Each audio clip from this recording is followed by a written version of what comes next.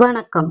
Srivel vlogs சேனலுக்கு தங்களை வரவேற்கிறேன். இந்த பதிவில் என்ன பார்க்க போறோம்னா 2026ஆம் ஆண்டிற்கான வைகாசி விசாகம் மே 30 சனிக்கிழமை கொண்டாடப்படுகிறது. ஞானத்தின் அதிபதியான முருகப்பெருமான் அவதரித்த மிகச் சிறப்பான நாளாகும். வைகாசி விசாகம் உருவான வரலாறு பற்றி இந்த பதிவில் பார்க்கலாம்.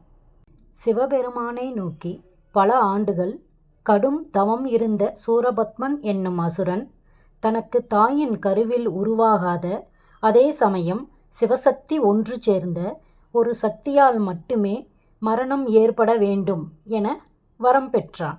இந்த வரத்தால் தேவர்களை துன்புறுத்தினான்.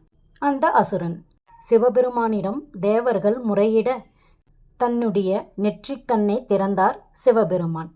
அதிலிருந்து வெளிப்பட்ட தீப்பொறிகள் சரவணப் பொய்கையில் இருந்த 6 தாமரை மலர்களில் 6 பகுதிகளாக விழுந்தது. அந்த 6 தீப்பொறிகளும் 6 குழந்தைகளாக மாறின. அவர்களை வளர்க்கும் பொறுப்பை கார்த்திகை பெண்களிடம் வழங்கினார் சிவபெருமான். கார்த்திகை பெண்களால் வளர்க்கப்பட்ட 6 குழந்தைகளையும் ஒன்றிணைத்து தன்னுடைய சக்தியால் 6 முகமும் 12 திருக்கரங்களும் கொண்ட உருவமாக மாற்றினாள் அன்னை பார்வதி.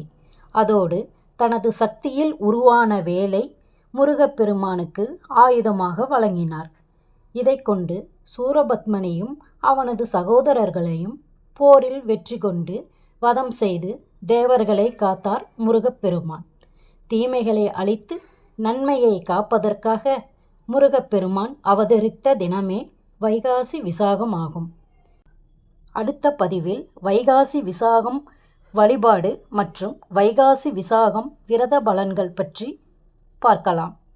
இந்த பதிவு உங்களுக்கு பிடிச்சிருந்தா லைக் பண்ணுங்க, சப்ஸ்கிரைப் பண்ணுங்க. நன்றி.